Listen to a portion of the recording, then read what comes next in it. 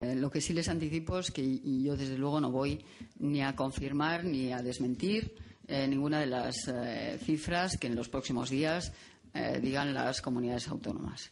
Yo creo que Cataluña puede hacer una previsión de los ingresos adicionales que va a tener en el año 2012 y ha llegado a la conclusión de que van a ser esa cantidad y yo no tengo por qué ponerla en duda. Los recursos adicionales que van a ser ligeramente superiores a los 11.000 millones de euros y que van a aportarse en el 100%, es decir, en su cuantía final, en el año 2012 y hasta llegar a ese año existirá una cierta gradualidad.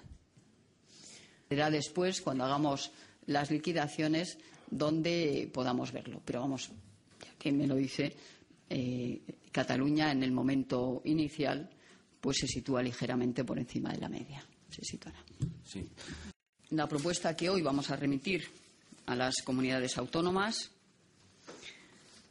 garantiza la prestación de esos servicios, puesto que dedica a la prestación de esos servicios públicos fundamentales el 80% del total de los recursos del sistema.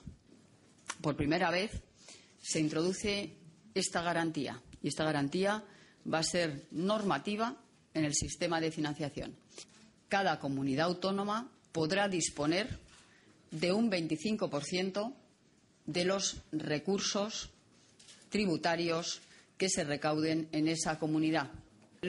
Enviamos cuáles son los criterios y los parámetros de ponderación de cada comunidad autónoma. Por tanto, cada comunidad autónoma podrá tener una idea bastante aproximada de lo que surge del modelo.